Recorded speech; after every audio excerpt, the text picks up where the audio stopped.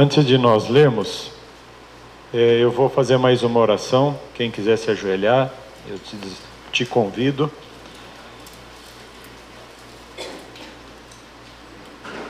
Pai, me prostro diante do Senhor. Nós cantamos agora há pouco: a minha vida entrego em tuas mãos, meus joelhos, me prostro para dar louvor ao Senhor. E nos prostramos agora para buscar a tua autorização para ler e entender a tua palavra. Descela, Pai.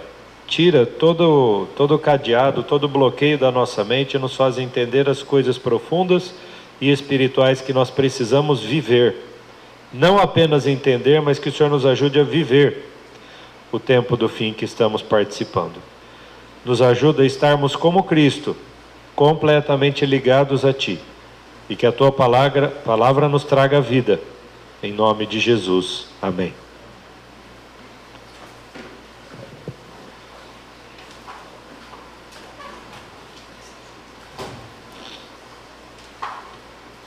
Quando nós vemos o livro de Daniel e estudamos, sabemos que o livro de Daniel é dividido primeiro em duas partes. Os 6 primeiros capítulos são a parte chamada História, porque conta a história de Daniel na Babilônia com seus amigos.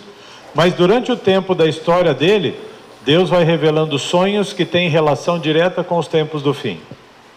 E quando nós chegamos no capítulo 10 de Daniel, o título na minha Bíblia é: um anjo anuncia a Daniel os acontecimentos de quando? Como está na tua Bíblia? Dos últimos dias. Se o que está escrito se refere aos últimos dias, e nós cremos que estamos vivendo os últimos dias, é nosso dever saber o que está escrito aqui. Se nós não soubermos, como nós vamos ensinar a outros? Então hoje, a ideia e a proposta do que nós vamos fazer é aprender. É um estudo de aprendizagem. Agora, fazendo uma breve recapitulação, o capítulo 2 de Daniel fala a respeito de uma estátua. E essa estátua tem a cabeça de ouro, prata, bronze, ferro e barro misturado com ferro. Essa estátua diz respeito a vários reinos.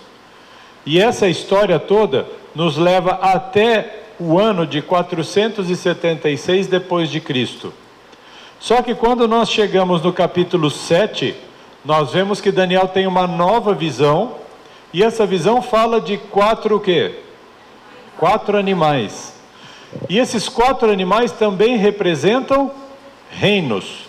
Então a estátua representava reinos, os animais representam reinos, e quando nós então entendemos que reinos são animais, já começa a dar uma luz lá para o livro do Apocalipse, porque o livro de Apocalipse está cheio de bestas, e besta é um animal feroz.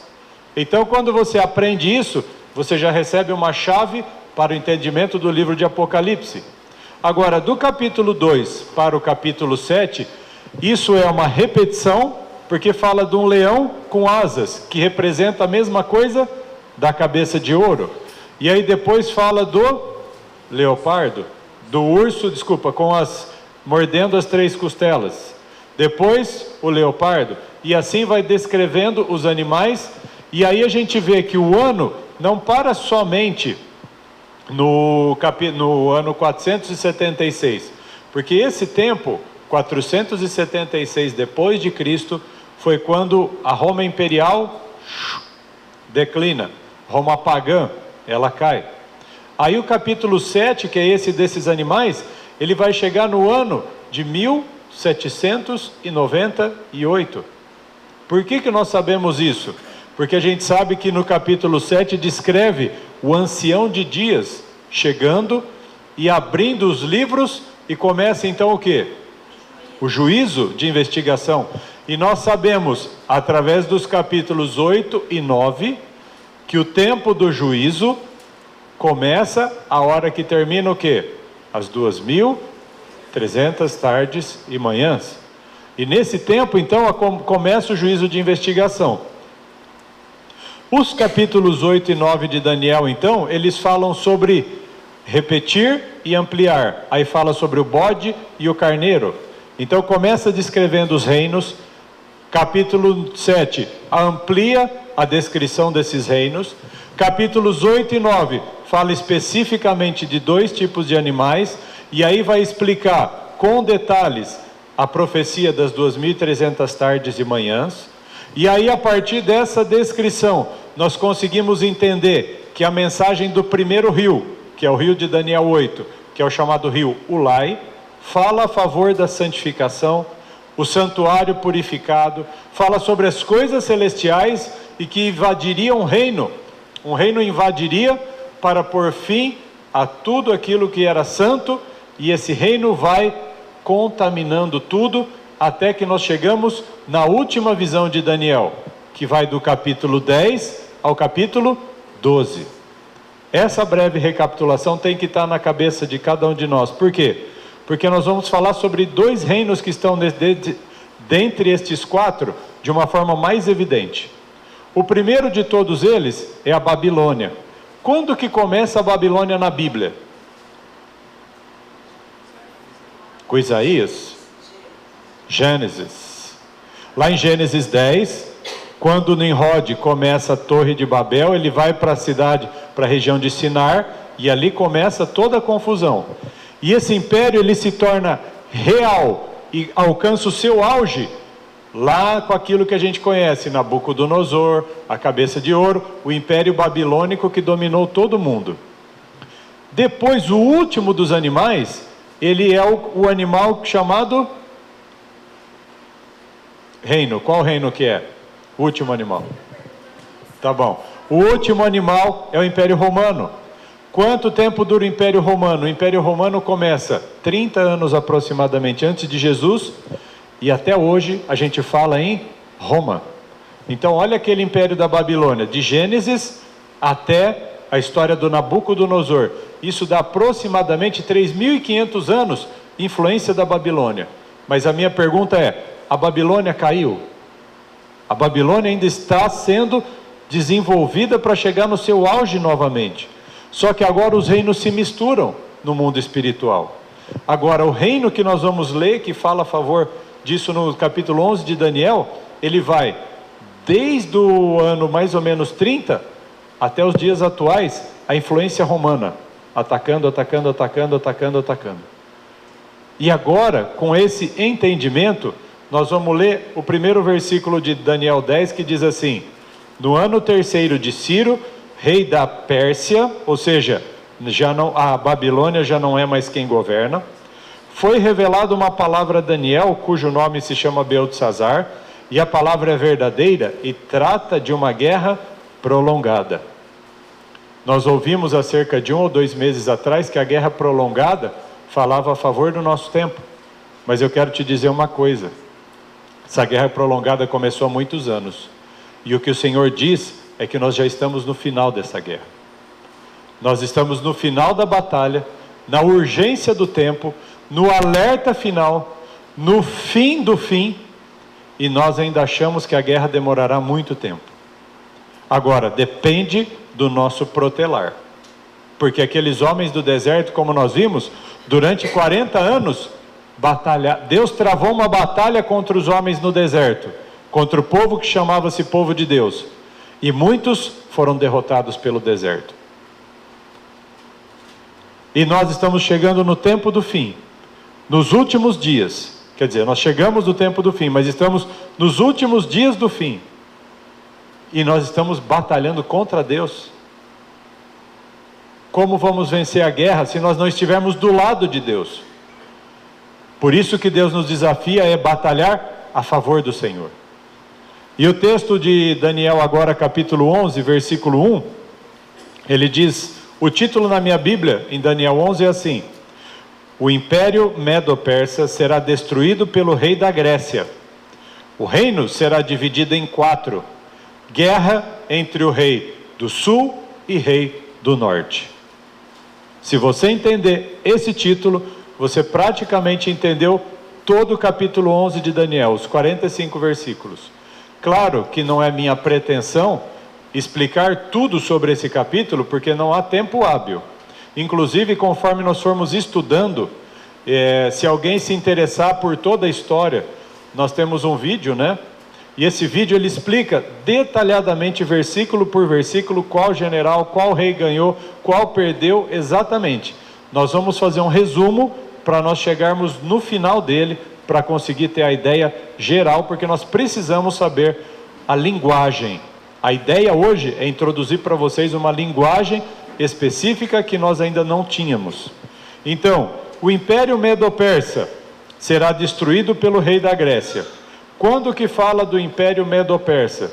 O versículo 1 diz: eu, pois, no primeiro ano de Dario, Medo... Para aí. O capítulo 10, versículo 1 falou sobre quem? Ciro. Agora fala aqui, Dario. Depois do Dario e do Ciro, o filho do Ciro chama-se Cambises. E depois dele também teve um outro rei que chamava-se Xerxes, que nós todos conhecemos. Xerxes, quem que é? É o mesmo que Assuero, que casou com quem da Bíblia? Esther. Então, quando nós vemos o tempo do Império Medo-Persa, nós entendemos que a história de Esther, que está escrita um pouco para trás de Salmos, ela está inserida nesse tempo aqui, dos Medos e dos Persas. Então, a história de Esther, no livro de Daniel, capítulo 11, ela vai fazer parte dos 4 primeiros versículos. A Esther viveu nesse meio aqui, dos 4 versículos. Agora, o texto diz assim: eu, pois, no primeiro ano de Dario, Medo, levantei-me para o animar e fortalecer. Quem está falando isso? Daniel? Aham! A mensagem começa lá em Daniel 10 e vai até o capítulo 12. O Daniel, no capítulo 10, qual que é a história do capítulo 10, que nós não vamos ler? Eu não quis manjar, eu não quis nada, eu clamei porque eu tive umas visões e eu não consegui entender. Quem que vem para ajudar o Daniel? O anjo Gabriel. Quem precisa ajudar o Gabriel para ele chegar até o Daniel? O Miguel, Jesus. Aí, olha o finalzinho para você entender, versículo 21 do capítulo 10. Mas eu te declararei o que está escrito na escritura da verdade, e ninguém há que se esforce comigo contra aqueles, a não ser Miguel, vosso príncipe. Então, o primeiro versículo do capítulo 11 é a continuação do 10. Então, se você quiser entender tudo de uma vez, eu recomendo depois na tua casa, leia 10, 11, 12, tudo junto, porque é uma ideia só, tá bom? Então aí quem está falando é o Gabriel, e ele está falando com o Daniel. Aí ele fala: eu, pois, Daniel, no primeiro ano de Dario Medo, levantei-me para o animar e fortalecer. É a mesma coisa que chegar um anjo hoje e falar: eu, pois, o anjo do Senhor, no primeiro ano do Bolsonaro, vim explicar a ideia para a Igreja Amor de Cristo. É o mesmo raciocínio. E agora, Gabriel dizendo: te declararei a verdade. Eis que ainda 3 reis estarão na Pérsia. Então o primeiro que nós vemos que está escrito é Dario. Tinha então o Ciro, que nós vemos, o filho chamado Cambises, e o quarto que é o Assuero ou Xerxes, esses 3. E o quarto será acumulado de grande riqueza mais que todos, esforçando-se com as suas riquezas, agitará todos contra o reino da Grécia. Nós já sabemos dos 4 animais, sabemos que depois dos Medo-Persas, a Grécia. Aí o versículo 4: mas, estando ele em pé, o seu reino será quebrado e será repartido, porque aqui já está falando sobre Alexandre o Grande. Estando em pé, o seu reino será quebrado. Foi o imperador, um dos imperadores que morreu com a idade mais jovem. E será repartido para os 4 ventos do céu, mas não para a sua posteridade, ou seja, não ficou para a herança do Alexandre, nem tampouco segundo o poder com que reinou, porque o seu reino será arrancado e passará a outros. E a gente sabe que a gente já estudou aqui, já foi trazido esse estudo sobre os 4 generais. E por que é importante saber o nome desses generais, que eu nunca tive vontade? Porque a partir do versículo 5 até o versículo 13, nós vamos falar agora, olha como começa o 5. E se fortalecerá o rei do sul e um de seus príncipes, e este se fortalecerá mais do que ele reinará, o domínio grande será o seu domínio. Aqui já fala sobre reino do sul. O reino do sul, como diz no versículo 6, ao cabo de anos se aliarão, e a filha do rei do sul virá o rei do norte. Para aí. Agora nós vamos começar a entender. Eu trouxe esse mapa. É um mapa tipo satélite que chama, né? É como se batesse uma foto do Google. E aí tem uma divisão aqui, ó. Rei do sul, Israel, rei do norte. O miolinho aqui onde está Israel seria a parte do mapa aqui. O que fica na parte de baixo? O Egito aqui. E aonde que fica o reino do norte? Se Israel está aqui, tudo que é para cima de Israel a gente considera norte. Essa linha seria divisão, norte e sul. Aqui está o Egito, aqui é a região do Monte Sinai, Israel, a Babilônia fica aqui. Só que por que fala do norte? Porque toda vez, quando você lê o livro de Jeremias, eles falam assim, então virá o vento do norte, então vem a tempestade, vem do norte. Por quê? A Babilônia está aqui, ó, ela está meio na lateral. Só que para invadir Israel, eles vêm de cima para baixo. Quando vem alguma batalha do Egito, ela vem de baixo para cima. E qual que é o foco de tudo? Israel. Israel significa, hoje espiritualmente, povo separado de Deus. Antigamente Israel era literal. Nós já lemos isso lá em 1 Coríntios. Primeiro vem o natural, ou o carnal, ou físico. Primeiro tinha esse Israel. Em segundo lugar vem o quê? O espiritual. Então nós precisamos, é fundamental você entender o rei do norte, o rei do sul, o que é para cima e para baixo, para entender depois o final do capítulo. Então, sul refere-se ao Egito, norte, o que está acima. No caso, a potência foi a Babilônia. Então, normalmente, vai se falar desse entendimento. Agora, por que eu estou colocando mais esse mapa? Para você ver amplamente aqui, ó, Egito aqui, Israel, Síria está aqui, e a Babilônia está aqui. Toda vez que a Babilônia vinha, ela vinha para cá e acertava o meio do alvo. O que acontece com Israel segundo Daniel 9? Nós já estudamos Daniel capítulo 9, que fala que toda vez, em todo tempo, até o fim, haverá guerras em Israel. Batalha. Esse é tá vendo o alvo aqui, ó? Isso vai ser alvo de guerra até o final dos tempos. É prático, é real. E do mesmo jeito que no Israel físico tem guerra, a nossa vida está tendo guerras. E muita. Esses primeiros versículos, dos 5 ao 13, vão mostrar os eventos e as disputas entre o rei do sul, que são os Ptolomeus, e o rei do norte, que são os Seleucos. O que é isso? Nós falamos do Alexandre, né? Alexandre é o que governou o rei da Grécia. O Alexandre o Grande teve 4 generais: Cassandro, Lisímaco, Seleuco e Ptolomeu. A partir desse versículo que nós lemos, esse terá ele terá um reino, mas esse reino será curto e não perdurará, não vai ficar para ele. Dos versículos 5 até o versículo 13 de Daniel, vai falar principalmente de 2 generais, Seleuco e Ptolomeu. Esses 2 generais, um governou a parte do Egito e o outro governou a região da Babilônia e a região norte. Então, quando vai falar rei do sul e rei do norte, não necessariamente aquele rei ou aquele poder morava ali. Por exemplo, quem governou o Egito é quem mandava no Egito. Quem governou a Babilônia é quem mandava na Babilônia. Por exemplo, quando Roma conquistou tudo, Roma a gente sabe que fica onde? Na Itália. A Babilônia estava aqui. Mas quem governou tudo aquilo? A Babilônia.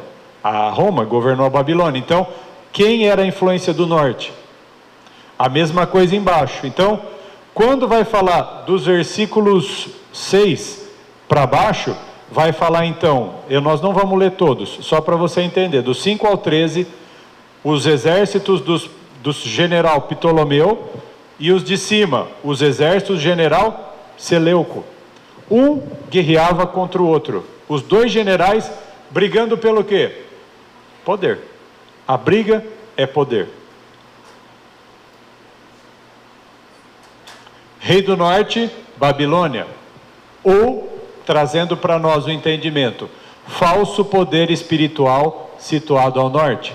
E o rei do sul, Egito, rebelião desafiadora e ateísta. E aí quando eu li isso, eu falei, como assim ateísmo? O Egito tinha muitos deuses, né? Se a gente começar na origem do Egito, mas a negação do Deus vivo e verdadeiro é uma forma de ateísmo. O Egito sempre foi sinal na Bíblia de rebelião, de tudo que é fora da vontade de Deus. E a Babilônia, qual que é a diferença da Babilônia e do Egito? Mas é tudo a mesma coisa. Cuidado. Olha o que está escrito. Falso poder espiritual. O que a Igreja Católica é hoje? Um falso, um mentiroso poder espiritual. E o Egito? O Egito é declaradamente, não quero, não gosto, vou brigar, isso. Quais representações tem essa cara hoje? Comunismo, União Soviética, socialismo, esses regimes que afrontadamente falam, Deus não existe, isso é mentira. Isso é representação do Egito. Em outras palavras, isso pode representar para nós, rei do sul. Agora, o que a gente vai pensar em rei do norte? Coisas que têm influências poderosas, mas que parecem de Deus. Roma, Estados Unidos, coisas que parecem que são do Senhor, mas por trás são o quê? Falso poder. Por isso os Estados Unidos também é chamado em Apocalipse, falso profeta. Falso poder espiritual situado ao norte, dominando as regiões que vão atacar a Israel. O livro de Daniel 11 fala principalmente, depois do versículo 13, do 14 em diante, que é o que nós vamos dar uma lida em alguns versículos, ele fala especificamente desses homens, os romanos. Roma, isso está no livro chamado Daniel e Revelações, de um homem chamado Uriah Smith. Quem tiver curiosidade, é recomendada a leitura desse livro. Ele tem muito da história, muitas coisas que eu não vou falar aqui. Quem gosta muito de história, pode ler esse livro. Ele explica, tintim por tintim, todos os detalhes, quem que é o que, o general, aquele que ganhou e tal, todos os versículos.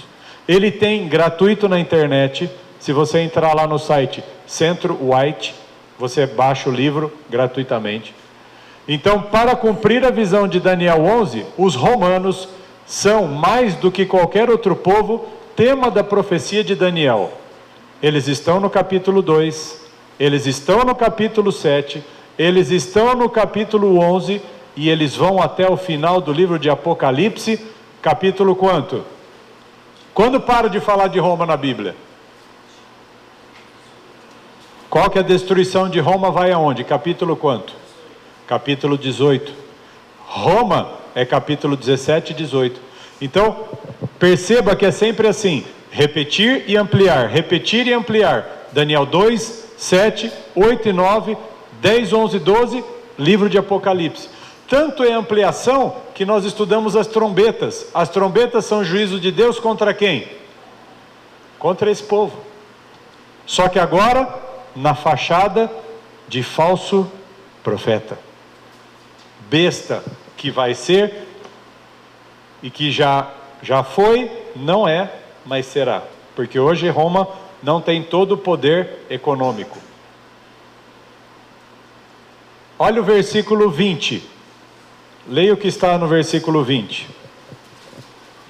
Está falando assim, aí o rei do norte, o rei do sul, nós sabemos a influência de onde está vindo. Versículo 20. Em seu lugar se levantará quem faça passar um arrecadador pela glória real, mas em poucos dias será quebrantado, e isso sem ira e sem batalha. Existia um general, porque agora nós já passou do versículo 14. Nós vamos pensar em governadores, imperadores de Roma. O versículo 20 fala de um arrecadador.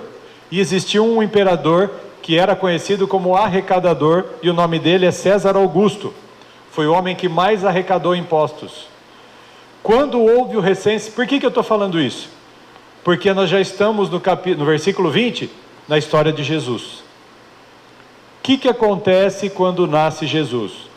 Por ordem do imperador, há a necessidade do recenseamento. E por que eles queriam recensear? Fazer a contagem do povo, para saber quantas mais pessoas eles podiam cobrar dinheiro, impostos. Quanto mais dinheiro eles poderiam receber. E o nome desse imperador, então, César Augusto, foi aquele que queria arrecadar. Nesse tempo, o que acontece? Jesus nasceu, e para onde Jesus tem que ir? Para o Egito. Agora, olha o que fala na continuação, 21. Depois se levantará em seu lugar um homem vil, o qual não tinha dado a dignidade real, mas ele virá caladamente e tomará o reino com engano. O sucessor do César Augusto chama-se Tibério César. E o Tibério César, ele governou do ano 14 até o 37 depois de Cristo. Esse foi o imperador da época quando Jesus foi crucificado. Foi o tempo de maior horror do Império Romano, Tibério César, tanto que ele era considerado o imperador cruel. O Senhor sabia disso quando pôs Jesus na terra? E o Senhor sabe que nós viveremos o pior tempo dessa terra e Ele nos coloca no pior tempo. Qual que é o nosso exemplo para passar por tudo? Cristo foi fiel até a morte e a morte de cruz. Olhemos para Jesus, que passou pelo imperador pior de todos, Tibério César, o cruel, e sobreviveu em termos espiritualmente, ele venceu, ele entregou a sua vida, morreu e ressuscitou. Sobreviveu, o que eu digo é assim, não que ele viveu, mas porque ele se entregou, mas ele venceu, Cristo venceu. Aí o versículo 23, nós já estamos há algum tempo para frente. Então, o tempo de Jesus, qual que é considerado na história? Desde o ano, eu falei que o Império Romano começou no ano 33, 30 antes de Cristo, e ele vai dali para frente. Quando nós vimos o versículo 21, ele fala a respeito do imperador. Agora olha o 22. Com braços de inundação serão arrancados de diante dele, serão quebrantados, como também o príncipe do concerto. Quem é o príncipe da aliança do céu? Jesus Cristo. Então o versículo 22 fala, no tempo desse imperador, Cristo morre. Será quebrantado o príncipe do concerto da aliança. É a morte de Jesus. Versículo 23 diz assim, e depois do concerto com ele, usará de engano, subirá e será fortalecido com pouca gente. Qual é o imperador que vai suceder depois que vem Nero, que põe fogo em Roma, põe aquela confusão? Aí vem o imperador que será fortalecido com pouca gente. Esse fala sobre Constantino, que aí foi o imperador que começa a impregnar, contaminar o cristianismo e mistura o paganismo, ou seja, o que significa paganismo? Toda religião que não aceita o único Deus vivo e verdadeiro, aquela religião que mistura o politeísmo, que mistura outras crenças e vai contra a vontade de Deus, isso é paganismo. O Constantino, entre aspas, recém-convertido, como nós vimos, um neófito, mistura o paganismo com o cristianismo. E aí começa-se uma nova fase do Império Romano. Até que no ano 508, depois da ajuda da França, ocorre o surgimento de Roma, chamada papal. A morte de Jesus então ocorre no ano 31. O selo da aliança, Cristo quando morre, ele sela a aliança, a promessa que Deus faz. Então perceba que a promessa de Jesus de Gênesis, ela vai sendo repetida, confirmada. Nós vemos a promessa de Cristo em Daniel 9 e agora vemos em Daniel também 11. Roma pagã destrói o príncipe do pacto ao crucificar Jesus Cristo.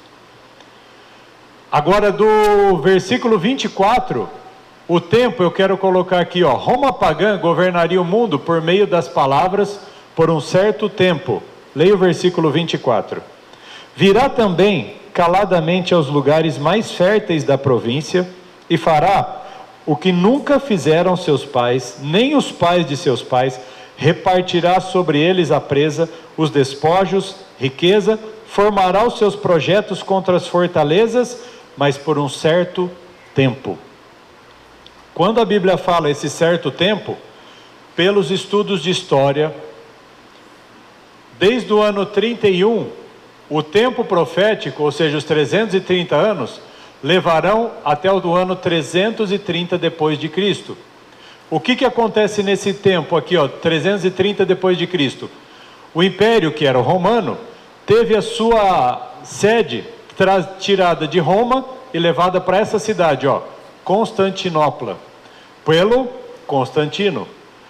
Grande ano preciso. O que significa isso? A partir desse momento, Roma era aquele... Aí a gente assiste os filmes de guerra e vê Roma devastando tudo, né? Matando e passando por cima de tudo e todos. No ano 330, a mudança lá da Europa para a cidade de Constantinopla. Quando há essa mudança, Constantinopla, quem sabe onde fica?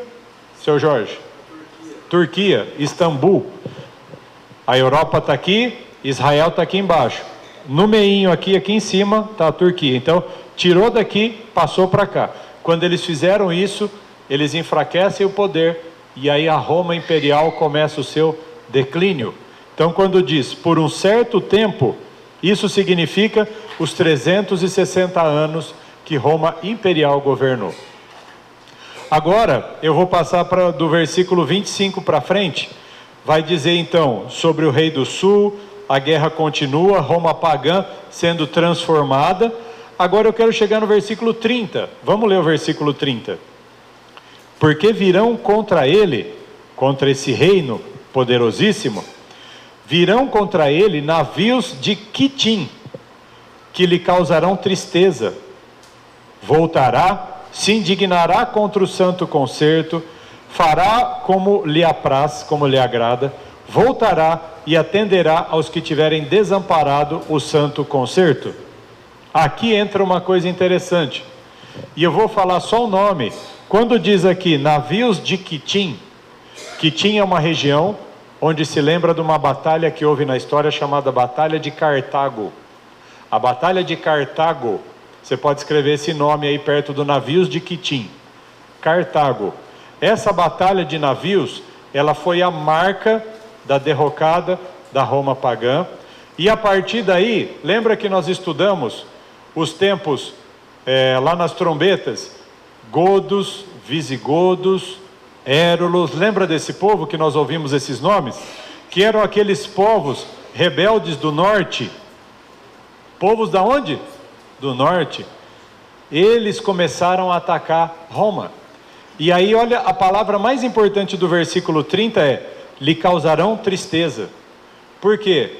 Houve um ataque maciço a Roma e eles não conseguiram vencer todas as batalhas. Nós vimos a força que os bárbaros tinham contra Roma. Nós estudamos a força dos bárbaros. Então o versículo 30 fala sobre esse tempo. E ele vai se indignar, ele não consegue vencer e ele vai atacar quem? Santo concerto. Quem é o santo concerto? Em todo tempo Deus guarda um pequeno remanescente. E todo aquele que não ficar do lado do remanescente, como que acaba o versículo 30? Atenderá aos que tiverem desamparado o santo concerto. Essa frase é importante para mim e para você. Tudo que é influência do mal vai apoiar as ideias contrárias a Deus. Se hoje você aceitar a luxúria na tua vida, se hoje você deixar o poder do mal te governar e te dominar, você será atraído e, sem você perceber, o rei do norte, a influência da Babilônia, estará sobre a tua vida, e você estará sob o domínio do Rei do Norte, e não estará fazendo parte do santo concerto. E Deus nos chama hoje para fazer parte do santo concerto. Quantas guerras estou falando aqui? Guerra, guerra, guerra, guerra, guerra e guerra. Outro dia eu estava assistindo um depoimento de um ex-militar, porque já aposentou, trabalhou na Marinha dos Estados Unidos. E esse soldado, ele começa falando assim: guerra é terrível, guerra é morte, guerra é o inferno.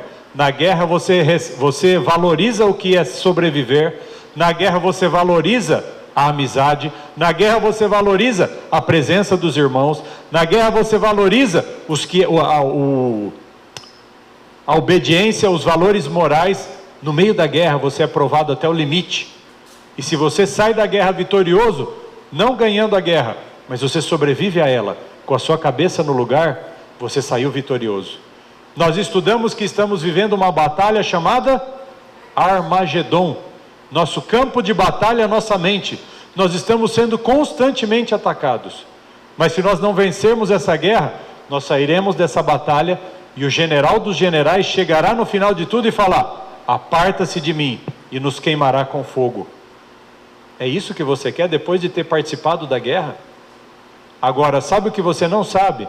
Você está no meio do fogo cruzado. Não caiu a ficha que nós estamos no meio da batalha.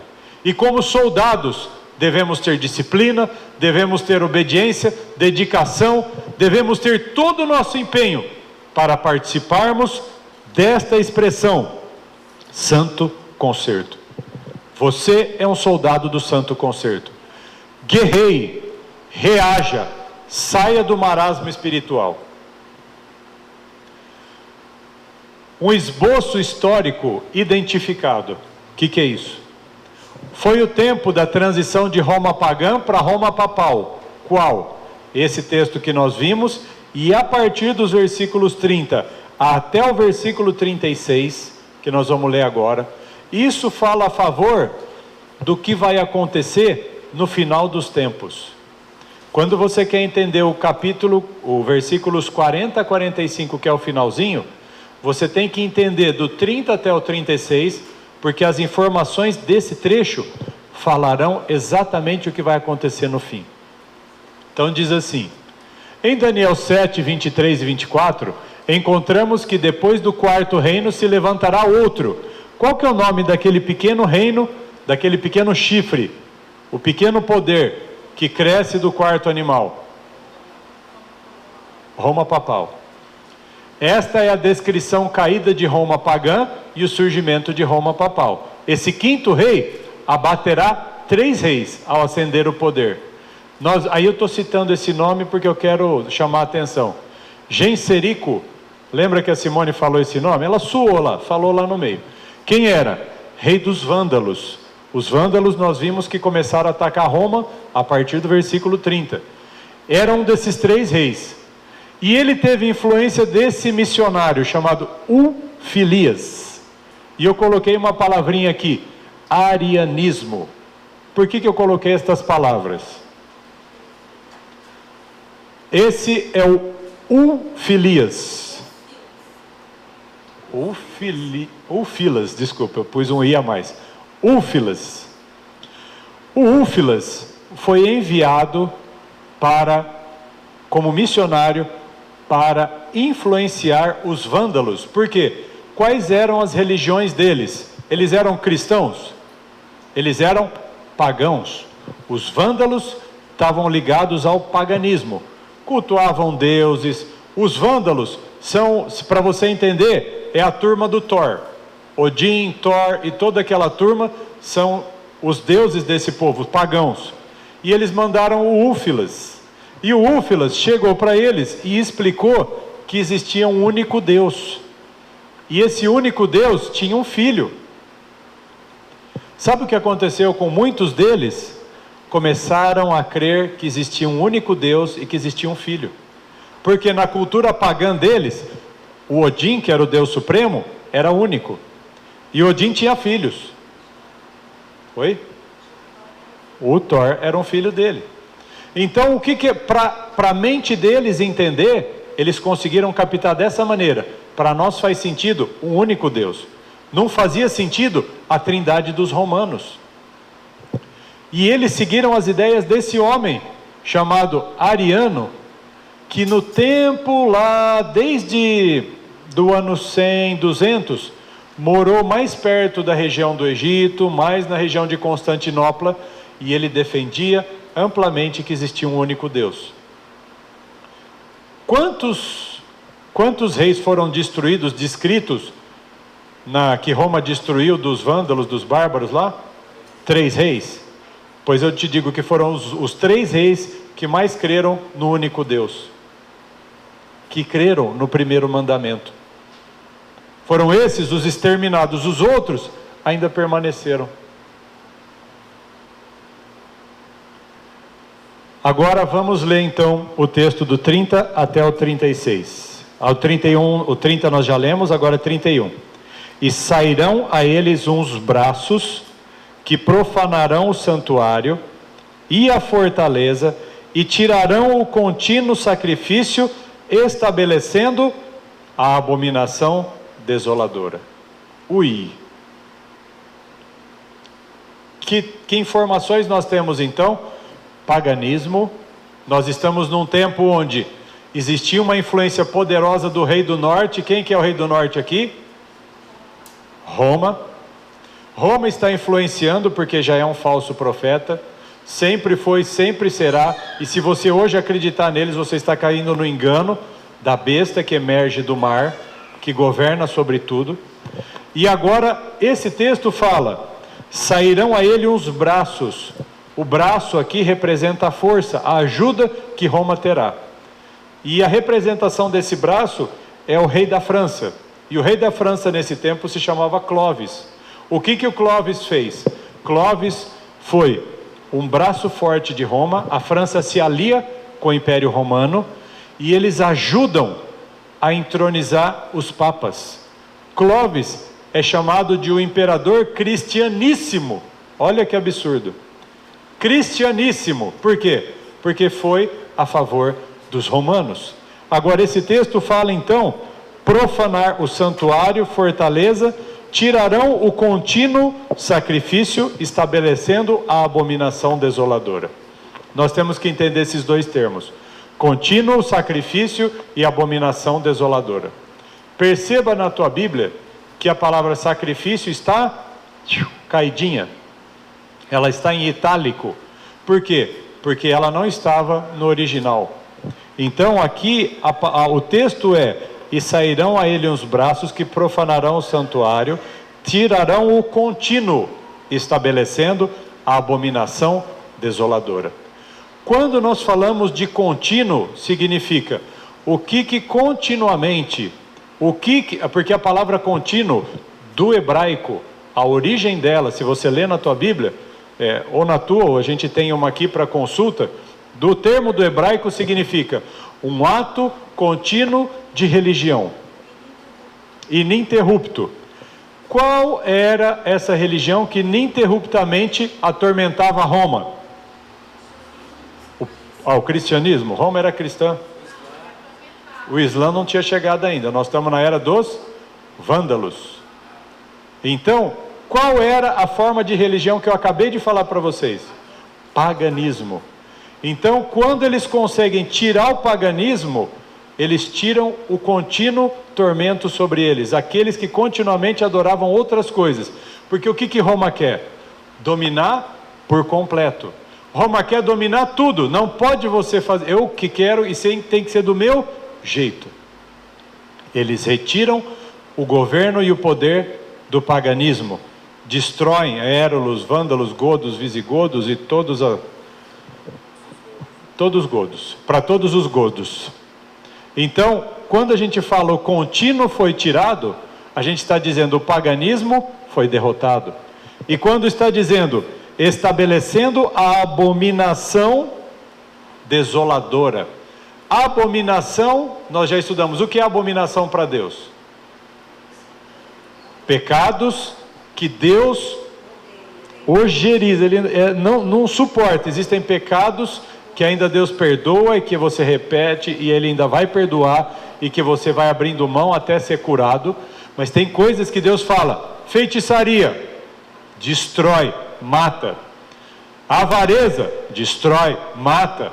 E todos os pecados que nós lemos que são abominação, Deus odeia. Quem é o rei das abominações? Roma.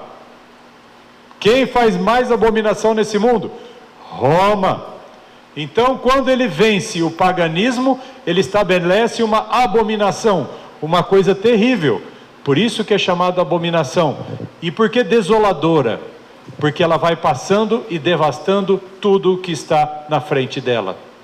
Quando se fala de abominação desoladora, significa Roma vai passando, vai contaminando tudo, como nós lemos em Apocalipse 17, que deu a beber a todos do vinho da sua prostituição, e a prostituição de Roma contaminou todos os habitantes da terra, e essa abominação ela vai destruindo tudo que está na sua frente.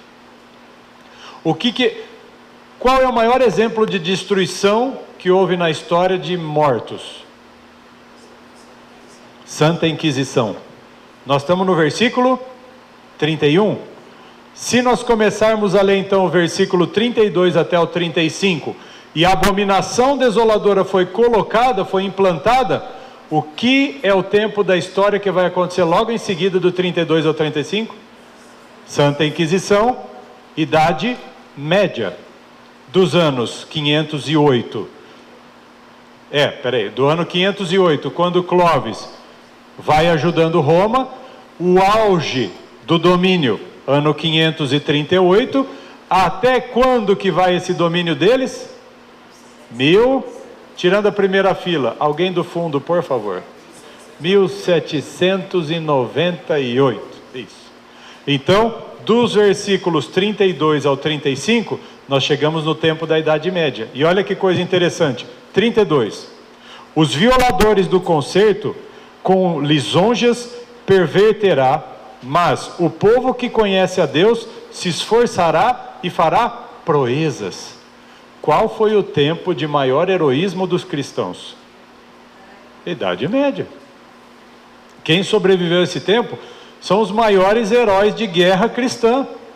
E aí continua o texto assim: e os sábios entre o povo ensinarão a muitos, todavia cairão pela espada, pelo fogo, cativeiro, roubo, por muitos dias. Quando a gente diz muitos dias, você pode pôr um sinalzinho de igual e colocar quanto tempo ali? 1260 anos. Que é a mesma coisa que 1260 dias. Lembra que nós cantamos? E no frio gelado desse lugar. A gente vê naquela música mártires morrendo a fogo, fogueira, condenação, fio de espada. Eles eram saqueados, roubados, presos, não tinham vida. Lá em Hebreus fala sobre esses homens. O mundo não era digno deles. Esse é o tempo dos heróis cristãos, heróis da fé. Versículo 34. E caindo eles, serão ajudados com pequeno socorro, mas muitos se ajuntarão a eles com lisonjas. No meio da confusão, muitos deixam o cristianismo. Quem estava governando? O rei da onde? Do sul ou do norte? Rei do norte. Muitos se ajuntaram ao rei do norte. Eu disse para vocês que dos versículos 30 ao 36 tem relação com o final dos tempos. Sabe o que vai acontecer? Muitos se aliarão a Roma. E não assuste se alguns de nós aqui aliarem-se a Roma. A pastora me pediu para explicar o que significa aliar-se a Roma. Aceitar, receber a sua marca. Qual é a marca da besta? Qual é a marca da besta? Numa palavra, domingo. O que significa? Porque a marca da besta é o domingo. Porque o domingo é exatamente o confronto da lei de Deus. Quando diz que é uma abominação desoladora, o paganismo destruído E entra Roma, é tanta abominação que eles afrontaram a própria lei dita pelo próprio dedo de Deus, pelo Espírito de Cristo. É o máximo da abominação. Pode comentar.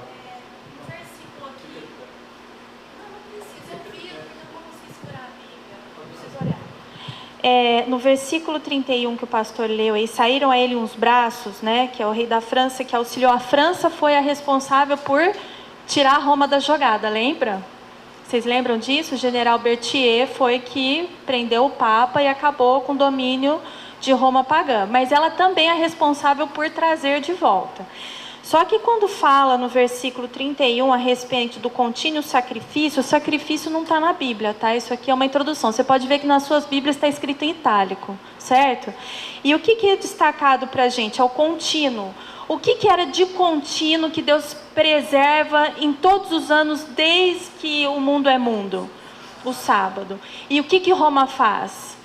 Tira o sábado. Então essa é a interrupção do contínuo, é o sábado. E essa é o estabelecer da abominação desoladora do versículo 31. Quando o pastor fala que ela destrói o paganismo, na verdade o paganismo ele não é destruído. O paganismo é fundido à religião de Roma. Há uma fusão entre Roma e o paganismo. Vira uma coisa só. Então parece que ele foi tirado. Não. Mas ele foi introduzido. Houve um enxerto. Por isso que parece, entre aspas, que ele foi... desapareceu. Mas na verdade houve uma fusão. Eles viraram um só. Cristianismo e paganismo, uma mesma religião. Mesclado ali. Tá? É só para não confundir... Porque quando ele diz que o paganismo, Roma destruiu o paganismo, ela não destruiu. Houve uma fusão entre eles, é isso que ele quis dizer.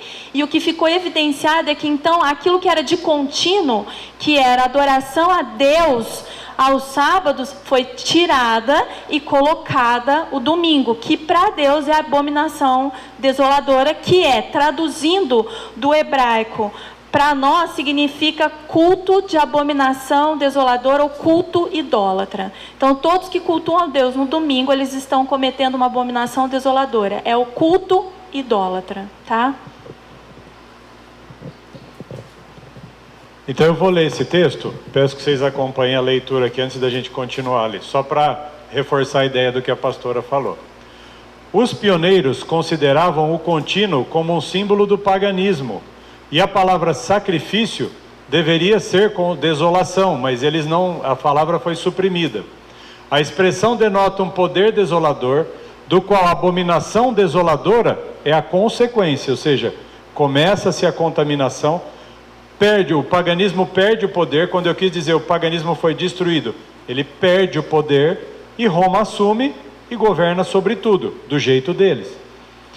Portanto, parece claro que a contínua desolação, que era o paganismo, a abominação desoladora, por conseguinte, é o papado.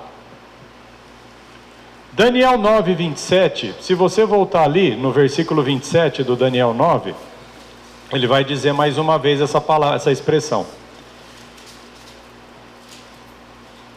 E ele firmará o concerto com muitos por uma semana, e na metade da semana fará cessar o sacrifício e a oferta de manjares. Quem que fez cessar tudo em termos de leis cerimoniais? Jesus, quando morre na cruz. E sobre a asa das abominações virá o assolador, e isto até a consumação que está determinado será derramado sobre o assolador. Em outras palavras, quem governava no tempo em que Cristo foi crucificado? Roma. Quem é responsável pelas abominações e a desolação, o assolador? Roma. Aí a conversão de Clóvis, que eu já falei, e aí agora está escrito aqui, ó: as potências eminentes da Europa renunciaram ao seu apego ao paganismo, e foi tão só para perpetuarem as suas abominações de outra forma. Pois o cristianismo manifestado na Igreja Católica era e é tão somente um paganismo batizado. Quando eu digo, que é o que eu ia continuar a ideia que a pastora já antecipou, o paganismo continua na forma de cristianismo. Igreja Católica Romana e todos os seus seguidores espiritismo, ocultismo, as religiões afro que são suportadas, e tudo isso faz parte de um paganismo que tem um manto de um paganismo batizado. Por isso que todas elas que usam o Pai Nosso estão sobre esse manto de paganismo. Quantos deuses e quanta adoração! Quando o paganismo foi colocado de lado pelos governos da Europa, mediante a submissão do catolicismo, o paganismo foi realmente exaltado, porque o catolicismo é a maior manifestação de paganismo de todos os tempos, mas vestido com esse manto cristão. Olha o que o apóstolo Paulo fala sobre este tempo que viria. Paulo viveu em que tempo? Lá nos anos, ele morreu mais ou menos no ano 60, 70 depois de Jesus. Olha o que ele fala sobre o Daniel 11, 31, sobre a instalação da abominação desoladora. Ninguém de maneira alguma vos engane. Eles eram os primeiros cristãos, lembra? Ele estava falando, quando será que Jesus vai voltar? E o Paulo fala, calma. Não será assim antes que venha a apostasia, esfriamento total da fé. O tempo da Idade Média foi o tempo de maior esfriamento espiritual. E se manifeste o homem do pecado, filho da perdição, o qual se opõe e se levanta contra tudo que se chama Deus. Isso é a maior abominação. Por isso a abominação desoladora, é o maior horror. Paulo está descrevendo exatamente, se você quiser depois pôr do lado do Daniel 11, 31, 2 Tessalonicenses 2, 3 e 4, é o mesmo texto. E aí ele fala, de sorte que se assentará como Deus no templo de Deus, querendo parecer Deus.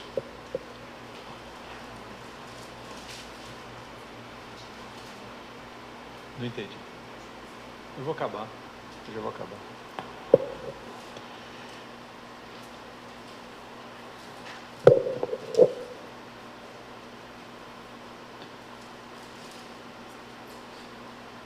Olha o que está escrito aqui. Nós estamos do Daniel do 30 ao 36 versículos. Cenas similares descritas nessas palavras terão lugar. Vemos evidência que Satanás, obtendo rapidamente o controle das mentes humanas, dos que não têm temor de Deus. Leiamos e compreendamos as profecias deste livro, porque estamos entrando agora no tempo de angústia que foi mencionado. Em outras palavras, isso que nós estamos lendo é vital para nós não cairmos no mesmo erro muito em breve. Daniel do 30 ao 36 vai contar do ano de 1000, nós temos que entender a comparação. O Daniel do 30 ao 36 vai até o ano de 1798. Qual que é o tempo seguinte? 1798 até a volta de Jesus. A comparação desse tempo tem relação direta com o tempo que nós estamos vivendo. A Idade Média, que eu já falei. Agora, olha o tipo de pessoa que viveu nesse tempo. Guardem essas frases. John Huss. John Huss viveu mais ou menos dos anos 1400. Prefiro ofendê-los com a verdade do que matá-los com a mentira. Esse é um guerreiro daquele tempo. Mas ele não lutou com armas. Ele foi um dos que foi morto na fogueira. Ele é um desses que foi colocado a fogo. Só que a palavra dele valia mais do que a própria vida dele. E ele defendeu no meio lá esse John Huss viveu lá tem até um monumento dele na cidade de Praga, na República Tcheca. Lá na Europa, sim, saindo dos países mais famosos, indo para a Ásia. E esse homem, ele morreu queimado, cantando e louvando a Deus, no meio da fogueira. Lutero viveu nesse tempo? Lutero viveu no ano 1500, época da Reforma. A paz, se possível, mas a verdade a qualquer preço. Sabe o que significa isso? Não dá para sempre ter paz, mas a verdade nós temos que lutar mesmo que não haja paz. João Calvino, que viveu de 1509 a 1564. O cão late quando seu dono é atacado, Eu seria um covarde se visse a verdade divina ser atacada e continuasse em silêncio, sem dizer nada. Deus quer a nós como um exército dessa maneira, defendendo a verdade, mesmo com o preço da nossa vida. O cumprimento total desses versículos que nós vamos ler agora, nos levam desde 1798, e essa batalha do Armagedon, nós sabemos que ela já está acontecendo. Durante esse tempo, quem se levanta? Miguel, concluindo a sua obra. Quando vier esse tempo de angústia, todo o caso já estará decidido. Sabe qual que é o problema? Se nós esperarmos a coisa acontecer do decreto dominical, pode não dar tempo, porque o teu caso já pode estar decidido, a porta da graça para você já pode ter se fechado. Daniel, do 11 ao 40 ao 45, é esse paralelo, e descreve, é a descrição de uma guerra espiritual entre o papado e o ateísmo, que começa em 1798. Agora nós vamos ler esse pedacinho para encerrar. Nós paramos no versículo 35, agora o 36. E esse rei fará conforme a sua vontade, se levantará, se engrandecerá sobre todo o povo, sobre todo Deus, contra o Deus dos deuses, falará coisas incríveis, será próspero, até que a ira se complete. E a ira vai se completar lá em Apocalipse, porque aquilo que está determinado será feito. E não terá respeito aos deuses de seus pais, nem terá respeito ao amor das mulheres, nem a qualquer Deus, porque sobre tudo se engrandecerá. Tudo será destruído, mas ao Deus das fortalezas honrará em seu lugar, a um Deus que seus pais não conheceram, honrará com outro, prata, pedras preciosas, coisas agradáveis, e haver-se-á com castelos fortes, com auxílio do Deus estranho, e aos que conheceram multiplicará a honra, e fará reinar sobre muitos, repartirá a terra por preço. Tudo isso é o que Roma papal foi fazendo no mundo. E no fim do tempo, que nós sabemos que é o ano 1798, o rei do sul, agora já começa a clarear, o rei do sul lutará com ele. Quem que em 1798 lutou contra Roma? A França. Quem tirou? A França. Então, o rei do sul lutará com ele. O que nós falamos? Quem estiver com as ideias iguais à do Egito, vai ser chamado rei do sul, porque até então era quem governava o Egito. Quem tinha as ideias semelhantes ao Egito nessa época? A França, na sua revolução, levantou uma bandeira onde não havia Deus, onde não havia religião. Eles até fizeram uma lei dizendo que não existia Deus nem religião. Por isso, a França é considerado o rei do sul. Depois dele, qual que é o caminho sucessor desse reino? A União Soviética. Porque a União Soviética é o socialismo, bandeira vermelha. Eles eram odiosos de Deus, totalmente rebeldes. E o maior auge deles foi no ano de 1917, quando depois, logo em seguida, começa a Primeira Guerra Mundial, onde a Rússia quer empestear o mundo.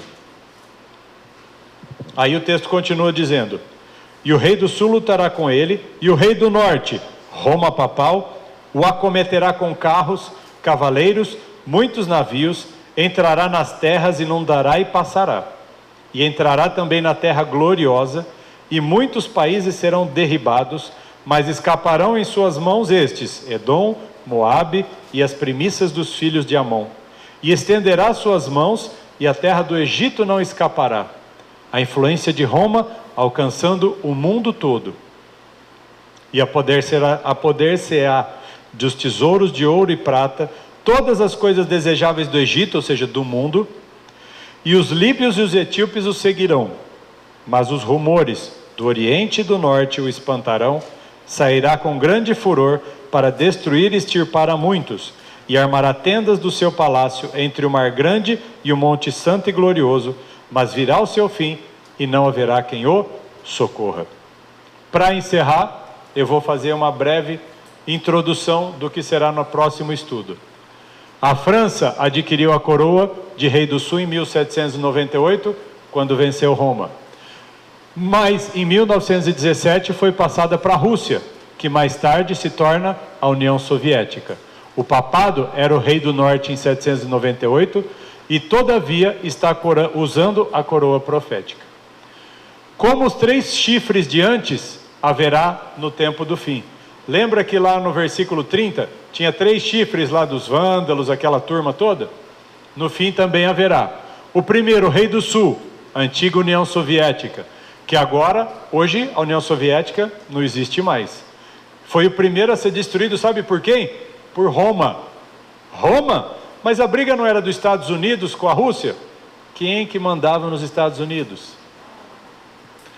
Segundo, a terra gloriosa não é outra senão os Estados Unidos ou a besta de Apocalipse 13, versículo 11. Besta que emerge da terra.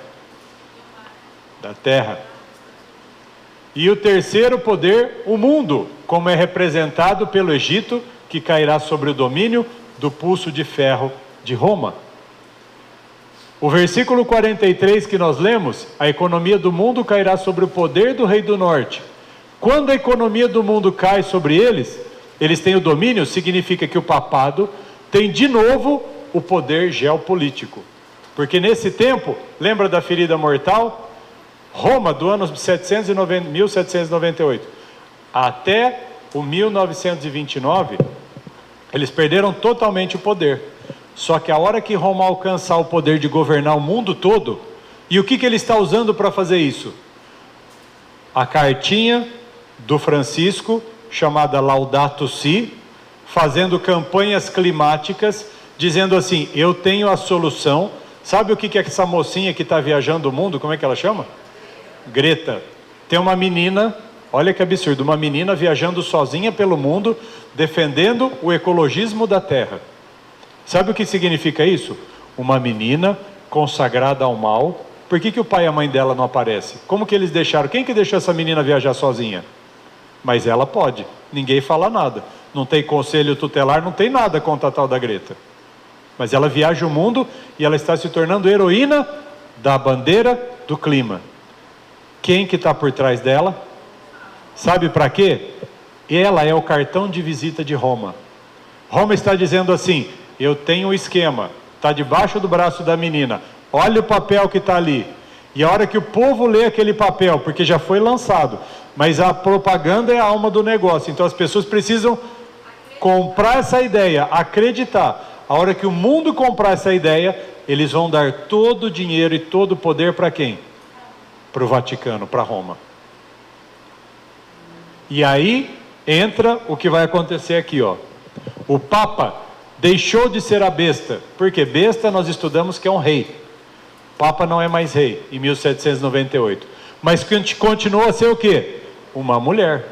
Porque Roma é uma grande prostituta. Abominação desoladora. Continua sendo mulher em profecia. Mas ainda não voltou a ter todo o poder da besta. A ferida mortal é identificada no momento em que o papado deixou de liderar o mundo com seu poder geopolítico. Essa é a ferida mortal. Quando ele regressar a essa posição, a ferida mortal terá sido completamente curada. Em outras palavras, essa menininha que vocês estão vendo está trabalhando para a ferida mortal do Papa ser curada. Nós estamos vendo uma menina trabalhar para a cura da ferida mortal da besta de Apocalipse 13, versículos 1, 2 e 3. A menininha está tentando curar a ferida mortal da besta. A influência de Roma nos países que uma vez já lhe reconheceram domínio está longe de ser destruída. Que dia foi, amor, que nós assistimos aquele, que nós viajamos pelo YouTube lá? Não, foi terça, né? Na terça-feira à noite, a Laura, eu cheguei em casa, a Laura estava assistindo lá um programinha de viagem. Vamos viajar, já que a gente não pode viajar agora, vamos viajar. Então, a gente começou a ver um canal que o cara vai viajando. Então, ele foi para a Grécia, ele foi para a Turquia, ele foi para a Holanda, ele foi passeando. Todas as cidades que nós vimos, os grandes monumentos, Portugal, Lisboa, todas as cidades que nós vimos têm uma igreja católica. O cara foi fazer um cruzeiro pelas ilhas da Grécia, porque a Grécia é assim, ela está na beiradinha do mar e tem um monte de ilha, tem mais de 300 ilhas a Grécia. Aí o cara sobe de teleférico porque tem uma cidade em cima de uma montanha lá, tudo incrustada na pedra. Adivinha qual igreja que tem lá no meio das pedras da montanha? Católica. Nós fomos no Monte Sinai, no pé do Monte Sinai tem uma igreja católica. Nós fomos na capital do cristianismo, entre aspas, Jerusalém, e lá tem o quê? Católicos, católicos, católicos e mais católicos. Em Israel, quando alguém chama cristão, eles pensam nos católicos, eles não nem protestante, nem faz diferença, nem o que é isso protestante? Vocês são tudo católicos, cristianos para ele. O tamanho da influência, mesmo sem estar no governo total, eles estão. É só você ver. Você vai para o povoadinho ali do meio, você vai para o Ibitu, você vai para qualquer lugar. O que tem lá? Uma igrejinha para fazer a missa. Em todo lugar, qualquer povoado de 10 casas tem o quê? Tem a igrejinha. A gente não está na nossa frente e a gente não vê o alcance de Roma. E a profecia então revê a restauração desse poder. Uma de suas cabeças, ferida de morte, foi curada. Apocalipse 13:3. Quem está trabalhando para isso? A Greta, que vocês estão vendo nos vídeos aí. Poucos sabem os protestantes do que estão a fazer ao se proporem a aceitar o auxílio de Roma em exaltar o domingo. Enquanto se aplicam a esse propósito, Roma está visando restabelecer o poder para recuperar esta supremacia perdida. Estabeleça-se nos Estados Unidos o princípio de que a igreja possa empregar ou dirigir, e dali para frente, a partir do momento que os Estados Unidos estabelecer, todo mundo segue a ordem deles. Versículo 44, nós vamos estudar, isso é a seguir cena dos próximos capítulos. Fala da chuva serôdia, perseguição do povo de Deus, e o 45, a divisão do mundo em duas classes, ao nos aproximarmos do Armagedon. Esse aqui não precisa.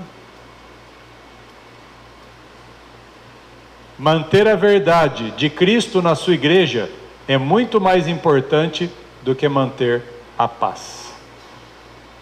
Eu vou ler de novo. Manter a verdade de Cristo na sua igreja é muito mais importante do que manter a paz. Isso veio que nem um soco no meu estômago, porque muitas vezes eu tento apaziguar, eu tento aliviar, para que não haja confusão, mas não tem conversa.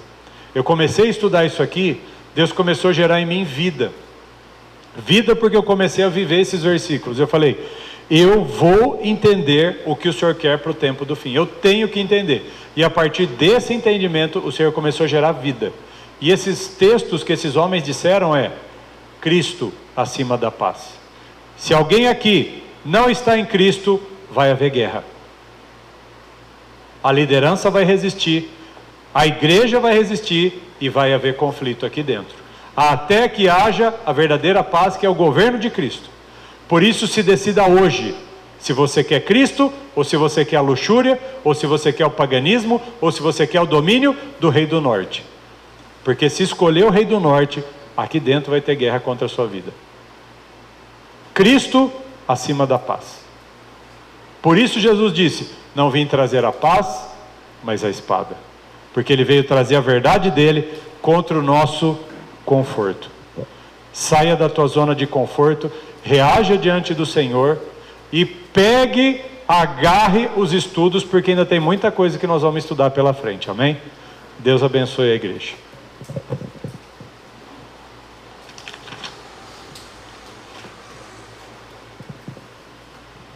A música que eu escolhi é Pode Cair o Mundo, mas Estou em Paz. O que Deus define para nós é, estamos num tempo de guerra terrível, e o Senhor espera que nós vençamos essa guerra. Por isso, soldados, levantem-se e cantem declarando a vitória do Senhor e a sua mudança de atitude.